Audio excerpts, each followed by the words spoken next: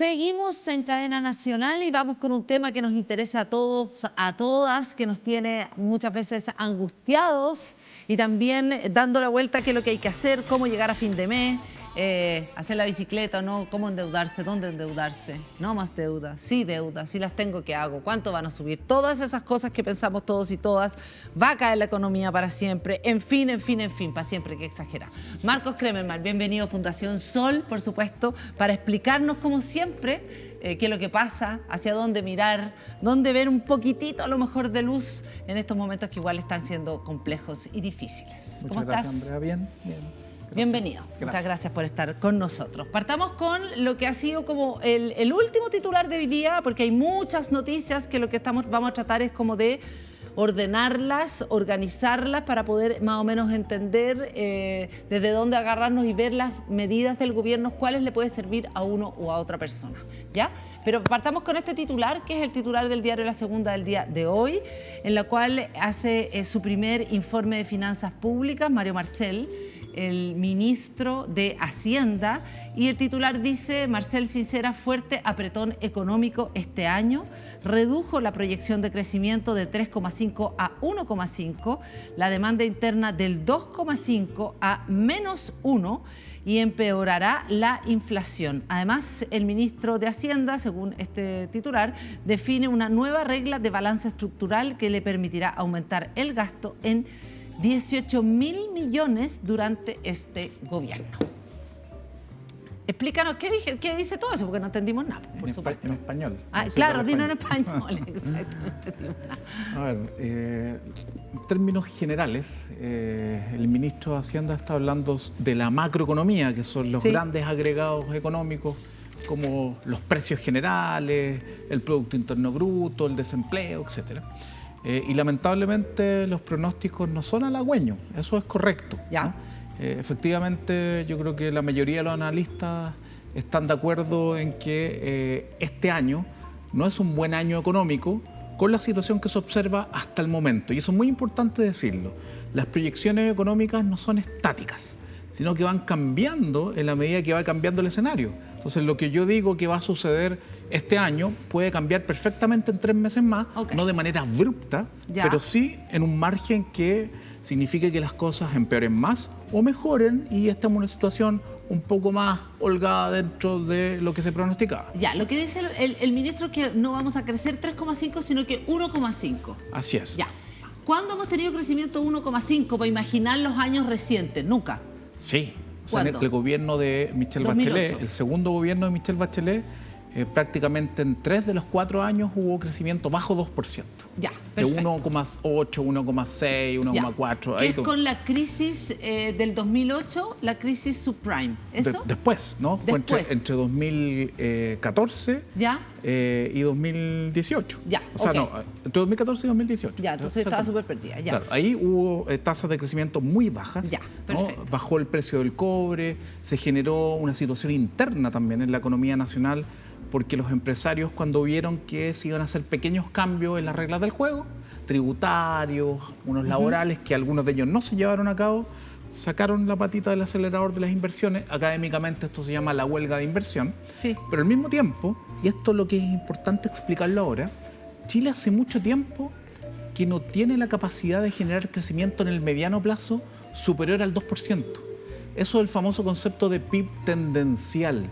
Es que no hemos hablado de eso. Exacto. PIB tendencial es la capacidad de generar crecimiento en el mediano plazo, dejando de lado los shocks transitorios. O sea, dejemos de lado que pueda haber una pandemia, un año, una guerra, sino si es que hubiese una cierta normalidad, entre comillas. ¿Cuánto puede crecer Chile? Bueno, lamentablemente, de aquí al 2025 no se pronostica aumentos de crecimiento superior al 2%. Eso es porque la matriz productiva chilena no da para más. Si seguimos haciendo lo mismo, ese es nuestro techo. Entonces, ahora que pasamos el 2021, que fue un año normal, porque la base de comparación fue el 2020, donde la economía cayó casi 6%, tuvimos un año sobrenormal, crecimos casi 12%, estimulado con los IFES, en parte con los retiros, y ahora con esa base de comparación nuevamente nos vamos al suelo, puede ser 1,5%, 2%, no sabemos, ¿no? Es lo que se pronostica ahora, pero no va a venir buen crecimiento este año. Ya. Y el problema es los años siguientes, que también se pronostican Ya, o sea, malos. escenario 1, nuestro crecimiento no se ve, digamos, muy fascinante. Así es. Y no se ve fascinante en los próximos años porque nuestra matriz, según en el fondo lo que tú dices, está desgastada, por lo tanto cualquier tipo de crecimiento podría venir por lo que ya sabemos hasta el cansancio, que es consumo. Exacto. Pero dejémoslo ahí eso. Otro factor que pone nubes grises a esto, hablemos del tema de la inflación. También, sí, que es como otro tema, y también quiero meter al tiro el tema del empleo. Sí. Hagamos como ese cóctel.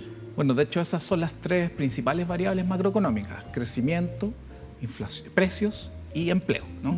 Con respecto a los precios, con los datos hasta marzo, tenemos una inflación acumulada en 12 meses, inédita en los últimos años, de 9,4%. ¿Y qué es lo que se pronostica? Que este primer semestre, por ahí por junio, cerremos con un IPC acumulado en 12 meses de 11%. Sí. Son valores que no veíamos hace mucho tiempo. Y eso ya a esta altura tiene una explicación fuertemente generada por lo que está pasando en el mundo, ¿no? O sea, es difícil ver a un país que escape de estas presiones inflacionarias. Aquí también hay algunos factores internos que la explican. Pero lo difícil de esta situación es que vamos a tener un periodo de bajo crecimiento, incluso una potencial recesión a final de año. ¿Cuándo una recesión? Cuando tú tienes 2 trimestres consecutivos negativos. En vez de que la producción de bienes y servicios crece, decrece. 2 trimestres seguidos. Si eso llega a ocurrir y se junta con alto aumento en los precios, podemos tener un periodo de estanflación. ¿Qué es estanflación? Estancamiento económico e inflación al mismo tiempo, que es lo que sucedió en los años 70, cuando hubo la crisis del petróleo, se elevó el precio del petróleo por las nubes, generó inflación a nivel mundial, las grandes potencias tuvieron que subir las tasas de interés, como estamos viendo actualmente, a menores ritmos, y eso genera un apretón en la economía y termina impactando en las cifras de empleo. Ya, ¿y ahí cómo estamos en empleo? En empleo estamos en una situación intermedia. ¿Ya? Lo que sucedió con el empleo en Chile es que en el momento peak en términos negativos de la pandemia, que fue el trimestre junio-agosto, mayo-julio aproximadamente, llegamos a perder 2 millones de empleos. Sí. ¿No? Y lo que hemos visto en los meses sucesivos es una recuperación de esos empleos, y recién estamos, en estos momentos vamos a conocer el próximo mes los datos del INE, recién ahí vamos a estar ras. Pero el problema es el siguiente. Pero nos faltaban como 500.000 empleos, ¿o no? Claro, pero con los datos que conocimos... ¿De ese 1,5 millones? O sea, ¿de esos 2 millones? Exacto, con los datos que conocimos a fines de abril, ¿no? Ahí ya estamos muy cerca de recuperar los empleos. El problema es la calidad del empleo. Dos cosas, Eso es. pero 2 cosas. Han pasado, Andrea, 2 años de la pandemia. Entonces, no basta solo con ir a los números que tenías 2 años atrás. Lo que sucede en cualquier parte del mundo es que crece la fuerza de trabajo, crece la población, y por tanto a esta altura, si no hubiera pasado nada, deberíamos tener 300.000 empleos más, ¿no? Claro, por gente que se incorpora, que Exacto. salieron de la universidad, etcétera, etcétera. Mujeres que se incorporan al mercado de trabajo, que son como los dos, me imagino. Efecto que los dos migración, hay varios elementos. Entonces, solo por aquello, igual tenemos un rezago en el empleo, y al mismo tiempo, tal lo que tú mencionas, es que los empleos que se han recuperado, más de la mitad de esos empleos son informales. Entonces, la calidad de esos empleos lamentablemente no es buena. Los salarios que se están pagando por los trabajos no son buenos. El último dato disponible que tenemos define el 2020. En unos 3 meses más vamos a conocer los del 2021, pero sabemos que la mitad de los trabajadores y trabajadoras en Chile ganan menos de 420 lucas y que solo un 20%, ¿no? Este dato a veces cuesta creerlo, pero son datos públicos del INE. Solo un 20% de los trabajadores y trabajadoras en Chile gana más de 850 lucas. Y 850 lucas en el Chile de hoy no es un gran salario. No es. Tengo un estupendo salario. Trabajo jornada completa y gano 850.000 pesos con el costo de vida actual. Es un problema. Entonces, estamos en un momento donde la tasa de desempleo oficial se había estabilizado, pero volvió a subir por una mezcla de efectos estacionales y efectos que tienen que ver con lo que estamos viviendo. Están 7,8%, llegamos a tener un poquito más bajo los meses anteriores. Entonces, lo que puede ocurrir en los próximos meses es que supere nuevamente el 8% del desempleo. Ojalá no sea así, pero eso es factible, dado que ya la economía no se está, ¿cierto?, dinamizando como en los periodos anteriores. En marzo, el IMASEC de marzo, el IMASEC es el índice mensual de actividad económica, es como el PIB, pero una aproximación mensual, fue un poquito superior a lo que se había proyectado, fue 7,2%, pero después de marzo se supone que ya vienen cifras mucho más bajas. Claro, ese IMASEC fue de 7,2, ¿no? Exacto, en marzo. En marzo, que sorprendió, pero cuando uno lo desagrega y lo mira, le hace como doble clic, uno ve que la creación o sea, la producción interna bajó. Lo que subió fue el comercio, 8,6 más o menos, y los servicios subieron, fue el boom, 12%, más o menos, 12,2, una cosa así, ¿no? Servicios pero servicios tiene que ver también, lo que yo entiendo es que subió porque volvieron las universidades, los colegios, todo eso, o sea, como que se echó a andar la máquina recién. Y si uno ve lo que estamos produciendo menos. Claro, es negativo. Claro, ese es el problema. Sí, en el fondo, cuando uno mira lo que hay detrás de la producción de miniservicio, es distinta la situación de este 7,2% que es medio engañoso, ¿no? Y lo otro que es importante en relación al empleo, Andrea, es que pasó algo que transformó el mundo del trabajo en 2 años. No solo tiene que ver con los procesos de automatización que se aceleraron, sino que las mujeres, obligadamente al parecer, tuvieron que abandonar el mundo del trabajo y por tanto hoy día en la inactividad, que es una categoría que utiliza el INE para medir a aquellas personas que no tienen empleo y tampoco lo están buscando activamente, si no serían desempleadas, ¿no? Aumentó enormemente en el caso de las mujeres, incluso también en los hombres. Entonces hay un grupo que estaba trabajando remuneradamente, jornadas parciales, subempleados, jornadas completas, que salió. Y no ha vuelto. No sabemos si va a volver o no va a volver. Y ahí tenemos un problema grande. Bueno, las mujeres tuvieron además un retroceso en términos de, al menos lo que decía Comunidad Mujer y otras, es que un retroceso en términos de la entrada al mercado laboral de como 10 años más o menos. Así es. Porque igual nosotros teníamos una participación laboral femenina baja en comparación a América Latina, en general en Chile, baja. Un 50%, una cosa así, llegamos como pic. Exacto, 51, y ahora 52%. Echamos 52 y ahora retrocedimos 10 años. En la pandemia. Eso es. Y ahí yo creo que es interesante que hay hartos puntos que ahora queremos enganchar desde lo que serían o son o pretenden ser las soluciones del gobierno con el tema de las 21 medidas. Entonces ya tenemos más o menos claro el panorama, no muy alentador, hay que decir. En el mundo tampoco es muy alentador, no solamente nosotros, digamos, no sé si esto sirve para algo, pero bueno, ya está. Pero sí hay un punto donde ustedes fueron bastante críticos y que en la fundación que tiene que ver con el tema del salario mínimo. No sé si hay ahí alguna ustedes ya hicieron gráficas y fueron de alguna manera poniendo en la mesa su opinión. Hablemos del salario mínimo, explícanos cuál fue el aumento que implica este salario mínimo en términos de aumento, porque es un aumento histórico, es decir, hace muchos años, o sea, este es el aumento desde el año 90, ¿es el más alto? Este es el tercero más alto desde el año 90. El tercero más alto desde el año 90, o sea, igual es harto el aumento del salario mínimo. Sin embargo, ustedes también hicieron un punto ahí con el gobierno. Cuéntame un poco. Sí, para nosotros el tema central, antes de entrar al algoritmo, es decir, bueno, ¿qué es el salario mínimo? Ahí está, ¿no? Propuesta de salario mínimo hasta alcanzar 7.40, ya. Exacto. Pero antes él va a explicar qué es el salario mínimo. Claro, dale. Porque en el fondo, si uno le pregunta a cualquier autoridad política o economistas que han explicado y han argumentado en estas últimas décadas, ¿por qué el salario mínimo actual es 3.50? No hay respuesta, ¿no? Es como un valor al tuntún, para decirlo en términos bien coloquiales.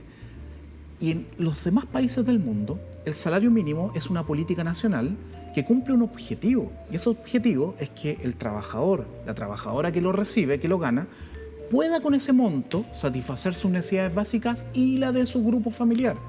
Muchas personas podrán decir, pero en el mundo de ahora trabajan más de 2 personas en un hogar. Perfecto, puede ser, pero que eso sea voluntario, porque lo que estamos diciendo es que este parámetro permita a quien lo gana y al grupo familiar algo tan básico como satisfacer sus necesidades básicas. En Chile, lamentablemente, ese objetivo se perdió de la vista hace 40 años o más, ya, ¿no? No está en el radar. Entonces, las discusiones que se hacen permanentemente no es tema. Y lo que vemos en la negociación de este año es que el gobierno ha hecho un esfuerzo mayor a lo que nos habíamos acostumbrado en las últimas décadas, ¿no? En el 90 fue mayor porque fue casi 14% sobre inflación real, se dice el aumento, y en el gobierno de Frey también hubo reajustes de casi 10%, ahora es cercano al 7% real. Pero el problema es que la deuda de arrastre de un salario mínimo completamente desalineado del costo de vida mínimo del país es tan grande que no basta con esto. Y esto no se trata de, claro, no se le puede pedir a un gobierno que haga todo en 5 meses lo que no hicieron nada. No es eso. Pero es que eso es verdad, po. Claro, no es verdad, pero no es eso lo que se está diciendo ahora. Lo que se está diciendo es que haga otra cosa. Aparte de ir un poquito más arriba, ¿no? Es que tenga una política de mediano plazo, que es lo que ningún gobierno anterior hizo y lo que uno le puede pedir a este gobierno. Hagamos cosas distintas. Hagamos una política de reajuste de mediano plazo. No solo nos quedemos en el reajuste de este año y después del próximo año, foja cero de nuevo. Ahora, yo lo que tengo entendido es que el gobierno dice que al final del gobierno van a terminar en el salario mínimo de 500.000 pesos. Y ese es un gran problema porque esa cifra está obsoleta, ¿no? Ya. Decir 500, mira Andrea, llegar a 500.000 pesos brutos a fin del 2025, comienzo del 2026, ese valor está obsoleto con la inflación que tenemos y con la deuda de arrastre. Entonces, parece que sería interesante que se planteen los reajustes escalonados que van a haber en estos 3 o 4 años, de tal manera de que lleguemos a una meta. Pero si estás poniendo la meta te parece poca. Es que esa meta, claro, no es que me parezca poco, lo que pasa es que no tiene relación con el costo de vida mínimo nuevamente. Perfecto, porque el salario mínimo en Chile nunca ha tenido que ver con lo que tú dices, o sea, con la idea de, digamos, que sea sobre la línea de la pobreza. Pero este gobierno sí lo dijo al momento de hacer campaña, que el salario mínimo, meta, iba a poder satisfacer o cubrir una línea de la pobreza. Pero eso no se va a cumplir porque de acuerdo a las proyecciones que hacemos en la Fundación Sol, de acuerdo a la nueva realidad de precios, la línea de la pobreza para un hogar promedio, hay una discusión si es 3, 4 personas, pero de 4 personas, va a ser de 740.000 pesos. Perfecto. Si la llevamos a término del salario mínimo bruto. Va a ser como 600.000 pesos la línea de la pobreza a fines del periodo. O sea, con 740.000 pesos. ¿Qué es el cálculo que ustedes hicieron? ¿Qué vive quién? ¿Para hacer qué? ¿Cuál es el cálculo? El cálculo que hacemos no es para vivir bien, es solo por eso, pero ¿para superar la pobreza estadística. ¿Qué significa eso? Significa que 740.000 pesos brutos se transforman en 600.000 pesos líquidos, que va a ser el valor de la línea de la pobreza a fin del 2025, y que con eso se puede financiar una canasta básica de alimentos que permite consumir 2.000 kilocalorías diarias, muy poco, ¿no? La línea de la pobreza. Y ¿Para una persona? Para la familia promedio, 4 personas. Ya. Estos 600.000 son para 4. Exactamente. Ya. Que ya es cuestionable, porque uno diría, ¿qué familia puede vivir con...? No, pero no importa, hagamos el ejercicio. Exacto. Y las necesidades no alimentarias del mismo núcleo. Vayamos viendo la gráfica, ¿no? Perdona, porque ustedes además han hecho esto todo como en gráfica, entonces es mucho mejor que quizás lo vayamos viendo ya, ¿no? ¿Les parece? Ya, ahí está. Ahí está. Si tú te fijas en lo que planteamos para este año, tampoco es tan distante de lo que plantea el gobierno. Nosotros pensamos que el 1 de mayo, en vez de llegar a un reajuste de 3.80, que es lo que propone el gobierno, llegará a 400, pero con un subsidio más alto para las empresas pequeñas. Esa es la clave. Ah, perfecto, porque ese fue uno de los temas también. Solamente para terminar, entonces, los 600 líquidos serían 4 personas, una canasta básica, ¿y qué más? Y las necesidades no alimentarias que se construyen para formar la línea de la pobreza. ¿Cómo se construye la línea de la pobreza en Chile? Mirando lo que gasta el 20% más pobre. O sea, se nivela hacia abajo. ¿Ya? Eso es lo que considera la línea de la pobreza solamente. Pero eso no incluye, aquí no incluye vivienda. Incluye todos los gastos que necesita una familia, pero hacia la baja. Esa es la línea de la pobreza. Incluye lo alimentario y lo no alimentario. Entonces uno pensaría que ese quintil tiene acceso al subsidio, o sea, no pagaría arriendo con 600 lucas, digo. O que paga menos arriendo. Ya, o que paga menos arriendo, ya, perfecto. Entonces, y salud se supone que tampoco, porque la tendría, digamos... Ni educación. Ni educación, ni nada de eso, perfecto. Pero tiene que movilizarse, esa es la línea de la pobreza. Esa es la línea de la pobreza. Ahora, con respecto al tema de que esto también se generó una controversia, una diferencia en que las pymes no habían sido incluidas en la discusión del salario mínimo, ¿no es cierto? Sí. ¿Y en qué quedaron finalmente con el gobierno? Que el gobierno le va a pasar una parte, ¿no? ¿Cómo es? A ver, yo creo que el gobierno, a diferencia de gobiernos anteriores, fue más hábil políticamente porque generó 2 acuerdos. No se había visto esto en gobiernos anteriores. Un acuerdo con la CUT, que uno podrá criticarlo o no, pero fue un acuerdo. Y un acuerdo con un grupo de representantes de las empresas de menor tamaño. No todas, hubo como 2 asociaciones que no firmaron el acuerdo, pero otras 5 o 6 más sí lo firmaron. Y el acuerdo consistió en lo siguiente, que se le va a subsidiar a las empresas pequeñas por el monto que esté por sobre la inflación, ¿vale? Es decir, el reajuste de 30.000 pesos para el primer periodo, 350, 380, lo que esté sobre la inflación va a ser subsidiado, que equivale a 22.000 pesos en ejercicio en régimen. Recordemos que el salario mínimo propuesto por el gobierno y acordado con la CUT es 380 el 1 de mayo y llega a 400 el 1 de agosto. Sí. Entonces, para ese tipo de reajuste, esa escala de reajuste, se va a subsidiar por cada trabajador con distintos parámetros, difícil quizás de explicar en poco tiempo, pero en promedio 22 lucas por trabajador subsidiado directamente a la empresa, no como el ingreso mínimo garantizado, que es la otra política pública que existe para mejorar salarios bajos, que se creó en el gobierno pasado, Sebastián Piñera, que mantiene bajo los salarios, ¿no? Es como para no subir tanto el salario mínimo, que es un subsidio directo al trabajador, es plata directa al trabajador, este es subsidio a las empresas. Sí, ¿y eso te gusta o no te gusta?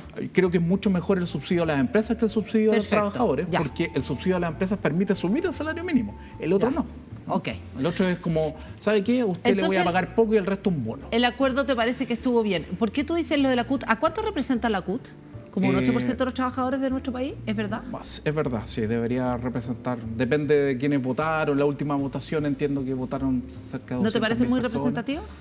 Es una discusión que al menos es legítima hacer, pero... Ok, voy a pasar. La hacemos otro día. Ya.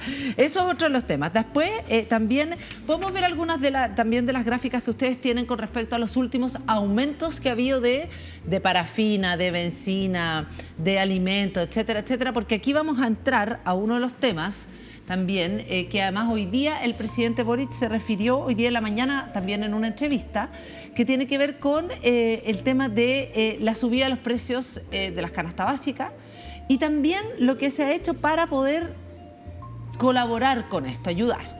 Se pensó que se iba a sacar el IVA, se pensaron montones de cosas, que en el fondo se iba a sacar el IVA a digamos, algunos alimentos de la canasta básica, ya, un sinfín de fantasía y la verdad que la realidad fue, ¿cuál fue? A ver, yo creo que el gobierno, el ministro tiene razón, por ejemplo, en estas disminuciones del IVA, de que no necesariamente van a tener los mejores resultados, porque en mercados altamente concentrados, sobre todo, ¿quién asegura que bajar el IVA va a traspasarse a los precios a las personas? Entonces yo creo que es un argumento válido. Ya, lo contrario es válido. Y además de eso hay que decir que el 70 o el 80% de la plata que recibe el Estado, que la necesita para hacer todos estos planes, viene del IVA también. Claro, hoy día el IVA recauda el 45% de la carga tributaria total en Chile es por IVA. Ahora, 45% es mucho en relación a otros países. Exactamente. Sí, es mucho, ya, 45. Mucho, ¿no? Es 45, y si le agregamos la recaudación por impuestos específicos, llegamos al 55 en impuestos indirectos. Entonces, es mucho. Ya. Pero creo que está bien generar mecanismos de estabilización de precios como los que propone el gobierno, así como lo está haciendo con los precios de combustibles que existía antes, con el precio del petróleo, fondo de estabilización del petróleo. Incluso se podría innovar en otro tipo de fondos de estabilización, ¿no? Se está proponiendo para el caso de la parafina. La parafina es súper importante, Andrea. Espérate, veamos primero entonces la gráfica de los aumentos. A ver, ahí está. Parafina 72% en aumento. Esto lo hicieron ustedes hace ya un rato. Esto además es con las fuentes, es el INE. Pero el último disponible, la última inflación disponible del INE. Ya, perfecto. Último dato. Entonces, parafina subió un 72%, el petróleo diésel un 51%, esto lo están tomando en 12 meses. Sí. El transporte 41%, es que nosotros ya leímos esto y nos deprimimos todos. El aceite vegetal 32%, exacto. La gasolina un 30%, la carne de pollo un 28%, los tomates 27%, la carne de vacuno 25%, ya 26%. Plátanos 25%, pescado 25%, pastas han subido un 23%, la calefacción subió casi un 20%, el gas licuado un 20%, los jugos en polvo, ya bueno, deje el jugo en polvo, señor y señora, da lo mismo, ya se lo vamos a volar. Pan un 20%, azúcar un 19%. Estas son las alzas. Esos son los aumentos de precio en 12 meses. Marzo de este año con respecto a marzo del año pasado. Ya. Y el gobierno, sobre todo esto, ha hecho algunas cosas. Tú quieres partir por la parafina. Partamos por la parafina y por qué es importante. Sí, lo de la parafina todavía está en veremos, pero lo que se ha escuchado en estas últimas horas, en estos últimos días, de que podía generarse un mecanismo de estabilización del precio de la parafina que ya sobrepasó los 1.000 pesos el litro. Ah, sí, pues. El año pasado estábamos en cerca de 630 pesos el litro, ahora estamos en 1.000 pesos el litro. Viene los fríos, ¿no? Viene el otoño otoño intenso y el invierno. Entonces, se tiene que hacer algo con el precio de la parafina de todas maneras. Me parece que es bueno generar un mecanismo de estabilización de los precios. El problema es que estos precios a veces suben y cuesta que después bajen, ¿no? Porque una cosa es contener aumentos posteriores de precio y otra es que los precios bajen, que son dos cosas distintas. Entonces, a ver, explícanos. Claro, porque uno diría, pucha, que están altos los precios, ojalá bajen los precios. Entonces, en general, las medidas que se están aplicando es para que los precios no sigan subiendo, para que la parafina no llegue a 1.200. Claro, para que baje a 800. Exacto, claro. Para que este año no llegue a 1.200. Exacto. Pero no vamos a volver a ver este año la parafina a 800 pesos. Es muy difícil porque tenemos una guerra que no cesa y que ya va a completar 70 días, ¿no? Y porque el precio de los combustibles viene subiendo antes de la guerra, por el efecto de la pandemia también. Entonces está muy difícil la situación para los combustibles. Nosotros no somos un país que tengamos producción propia y la producción propia es marginal. Entonces, parece bien estas medidas, pero el problema es que estas medidas, insisto, contienen precios, pero no pueden reducir, ¿no? Porque si no sería fijar precios o alterar las condiciones de mercado, que el gobierno no va a innovar por ese lado. Y lo mismo yo creo que debería pensarse en otro tipo de productos esenciales, ¿no? Entonces se podría innovar en relación a alguna composición de los alimentos. El gobierno ha hecho algo, que es generar un subsidio para el aumento de la canasta básica de alimentos. Entonces ahí aparecen las famosas 6 lucas, que en realidad son 6.410 pesos por carga, ¿no? Pero dame un segundo. O sea, efectivamente el gobierno, por ejemplo, primera de las cosas que ella hizo, congeló el precio del transporte público. Sí. De nuevo, congeló, no bajó. Esto significa Exacto. que el 2023 va a subir. Exacto. Ya. Eso es lo que se espera. Contención entonces en el precio de la parafina, en el petróleo y en la benzina ya lo hizo. Sí. Ya le metió más plata esa fue la al primera MEPCO. medida, ¿no es cierto? Exactamente. El MEPCO es lo que permite que la cosa no se dispare. Exacto. Y en términos bien gruesos, este mecanismo estabilizador de precios de los combustibles, MEPCO, al meterle más plata, si iba a subir 30, 40 pesos semanal, la benzina estaba subiendo 7 pesos. Ese fue lo que logró amortiguar el gobierno con la... Sí, pues es una reducción. Ya. Una reducción, crece menos, pero sigue creciendo, ese es el problema. Después expliquemos el tema. Aquí tenemos, creo que el audio también del presidente de la República, que hoy día como que se queja, parece, del bullying que ha recibido el gobierno con respecto a estas 6 lucas. Las 6 lucas de la ayuda con respecto a la inflación. Sí. Entonces ahí hay como un tema. No sé si lo podemos escuchar. Acá mucho se ha ridiculizado en algunos medios respecto a un bono de 6.000 pesos. La verdad, nosotros no estamos entregando un bono de 6.000 pesos. Nosotros lo que estamos haciendo es reajustar en un año la asignación familiar, que durante los últimos 4 años se reajustó menos de lo que nosotros lo estamos haciendo ahora. Entonces, hay una serie de medidas también, por ejemplo, en la contención del alza de precios de los combustibles o de aporte a ciertos sectores específicos que han sufrido más, por ejemplo, el mundo de la cultura o el turismo, para poder salir adelante de esta situación difícil de alza de precios. Ya, explícanos qué pasó con esto de que en el fondo se hace bullying por el tema de los 6 lucas ligados supuestamente a la inflación. Sí. Yo creo que ahí estuvo el problema más bien. Yo creo que tiene razón en lo que está explicando el presidente, pero está mezclando al mismo tiempo peras con manzanas, ¿no? ¿Por qué? Corrijamos al presidente. Claro, más que corregirlo, en el fondo es cómo se comunican estas cosas. Claro. ¿No? Porque en el fondo entre comillas, aumento, este bono, efectivamente tiene como objetivo ayudar a las familias para enfrentar el aumento del precio de los alimentos, solo de los alimentos. Es para ese objetivo. Así fue presentado, para los alimentos, ¿no? Entonces, ¿por qué 6.410 pesos por carga? Porque se mira la canasta básica de alimentos de este año, que está en 54.101 pesos, y se compara con esa misma canasta básica de alimentos de 12 meses atrás, que estaba en 47.600 y tantos pesos. Ahí se llega a la diferencia de 6.400. Si en abril subiera 55 lucas la canasta y en abril del año pasado estaba en 47, va a subir a 7 lucas ese bono, ¿no? Pero hay un problema ahí. Es que esa canasta básica de alimentos no es la canasta básica de alimentos representativa de los hogares chilenos. Porque muchas personas dicen, ¿con 54 lucas al mes come una persona? ¿Eso es lo que se gasta en los hogares? No, porque esa es la canasta básica de alimentos para construir la línea de la pobreza. Eso es lo que nos ha explicado bien el gobierno. Y no es la representativa. La representativa probablemente esté en torno a las 90 lucas. Y por tanto, si uno quisiera ver cambio en la variación, o sea, variación en los precios de los alimentos de una familia más representativa, no estoy hablando de sectores altos, sino sectores medios y sectores más pobres, en realidad debería haber llegado este bono como a 18.000 pesos por persona aproximadamente. Entonces ahí hay un primer punto. Y el segundo punto es que efectivamente este bono o este aporte lo van a hacer a través de un aumento de la asignación familiar. ¿Qué es la asignación familiar? Eso es lo que... La asignación familiar se considera como, es parecido al subsidio único familiar, que es un subsidio directo a quienes no tienen ingresos, ¿no? Y que están en el 60% más pobres. La asignación familiar es a quienes sí tienen ingresos, ¿no? Y están en los segmentos que ganan menos de 836.000 pesos al mes.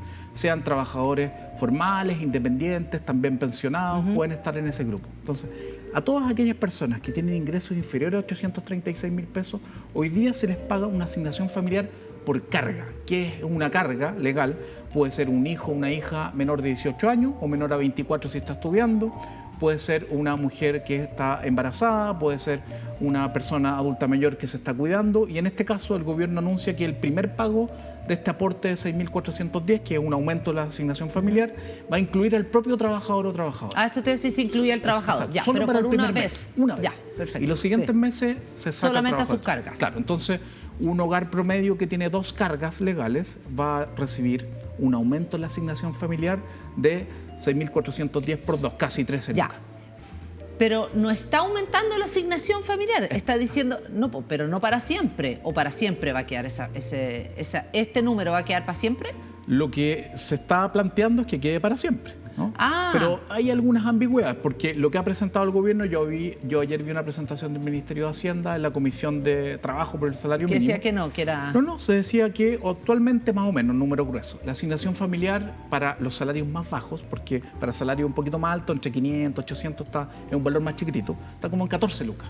¿No? Entonces, por el reajuste de la política del salario mínimo va a subir ahora como a 16 lucas. Y por estas 6 lucas va a llegar como a 22.000. ¿Ya? Entonces se va a quedar en 22. Perfecto. Eso es lo que uno esperaría, y okay, ahí está el avance importante de lo que menciona el gobierno. Pero el punto es que esto se había comunicado como una ayuda para el aumento de precios de los alimentos, y la canasta que están mirando es una canasta poco representativa, que es como la más pobre de la más pobre. No, y además que yo creo que aquí hubo un error en un anuncio del anuncio.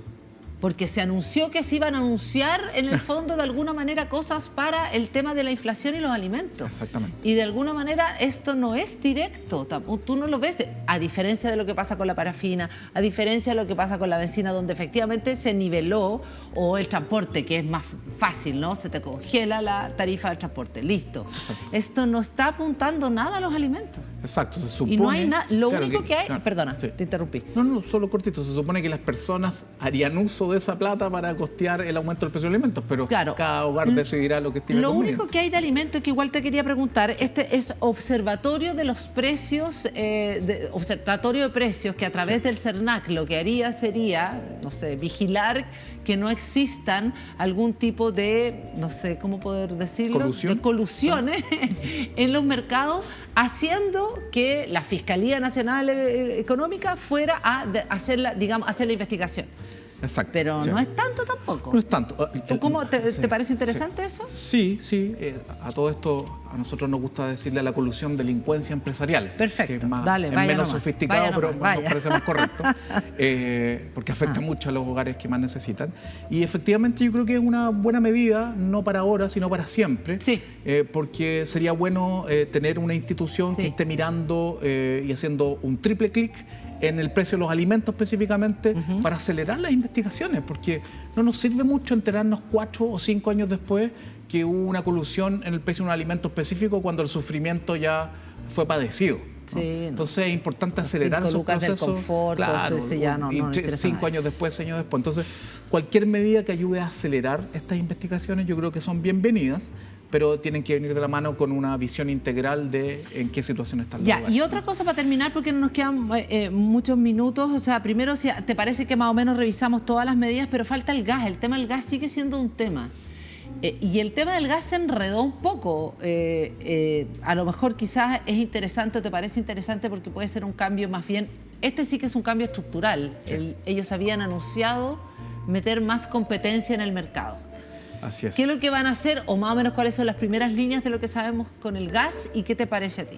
Sí, claro. En general hay una sospecha en los últimos años, en las últimas décadas en Chile, de por qué hay una distancia tan grande entre el costo de vida y el PIB per cápita que tiene en Chile y los salarios y las pensiones, como que tenemos costo de vida de país europeo. Entonces, ¿por qué? ¿No? Y ahí uno empieza a observar que hay distintos bienes y servicios de primera necesidad cuyos precios están muy altos, ¿no? Son muy altos para la realidad chilena. En el caso del gas específicamente, hay una investigación en curso de la Fiscalía Nacional Económica para averiguar potencial colusión en el gas licuado y en sus abastecedores principales, que son 3 grandes empresas. Entonces, me parece que cualquier medida que implique romper ese oligopolio, que es poquitas empresas vendiendo la mayoría de este bien que es el gas licuado, ayuda justamente a poder tener precios realmente de un mercado más libre que no existe en Chile. Libre mercado es una utopía, ¿no?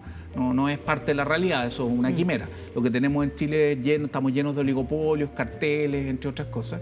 Y por tanto, cualquier medida que venga a ponerle presión a estas empresas que controlan el mercado sin contrapeso podría servir, y más aún cuando pudiese haber una participación, por ejemplo, de los municipios, compra directa en app, que permita sincerar el precio real de un galón de 15 kilos, por ejemplo, de gas licuado, que según lo que yo he observado, la diferencia puede ser hasta de 7, 8 mil pesos. Es de 7, es significativa. Según lo que decía Norberto Díaz, más o menos rápidamente, como para cerrar el punto, es que finalmente lo que se acordó, que él es parte del sindicato de ENAP, lo que se acordó es que lo que habría ENAP es lo que tú dices, van a envasar, van a hacer además envasadoras nuevas en 3 lugares en Chile, en los cuales le van a pasar gas a los municipios para que lo entreguen. Exacto. Eso y lo que podría bajar entre un 20 y un 30% más o menos el precio del gas. Que es muy importante, pero para eso, Andrea, lo importante es que sea a una escala media o alta, porque si esto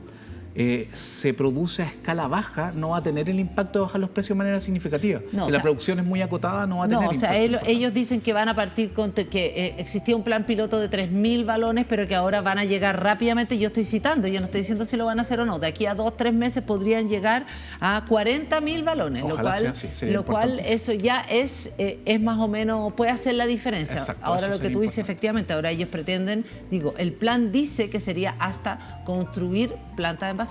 Estoy diciendo el plan, no estoy diciendo si creo que sería importante que el gobierno apoyara justamente ese tipo de iniciativas. Eso es parte de eso. Ahora, ¿hay alguna que a ti te parezca que es algo como para cerrar? ¿Qué es lo que te parece importante para cerrar esta explicación con respecto a lo que en general, que estamos viviendo? En general, sí. A ver, yo creo que en lo más particular, creo que sería bueno que el gobierno, a pesar de que negoció y presentó un proyecto, contemple la posibilidad de llegar a un salario mínimo cercano a 450.000 pesos, quizás no en agosto, pero nosotros planteamos en noviembre de este año, ¿no? Darle unos meses más y dar un subsidio mayor a las empresas pequeñas, y que ese subsidio, que es un reclamo entre comillas de las empresas pequeñas, porque el subsidio se plantea a corto plazo, como que dure un año aproximadamente y después se retire. Nosotros planteamos un plan de reajuste a mediano plazo con un subsidio que dure 6 años.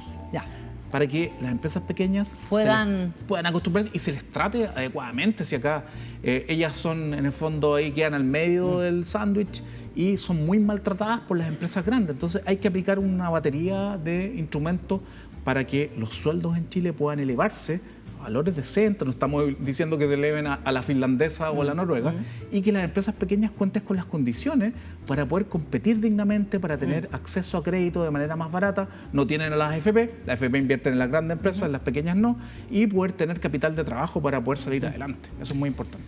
Marcos Kremenman, muchas gracias por estar con nosotros acá en la Fundación Sol, explicándonos qué es lo que está pasando, cómo vienen las cosas. No viene muy bien, pero yo creo que quizás para muchos y muchas estas ayudas también pueden ser buenas opciones, ¿no? Por lo menos están, lo que tú decías, ¿no? Tratando de mantener algunos precios. Vamos a ver. Y las cosas pueden cambiar, tal cual como pueden cambiar y deben cambiar. Exactamente, para que nos quedemos con algo positivo. Esto es una fotografía de ahora, pueden cambiar de aquí a 3 meses, sí puede cambiar. Y nosotros seguimos con más Cadena Nacional, no se vaya, estás en Vía X.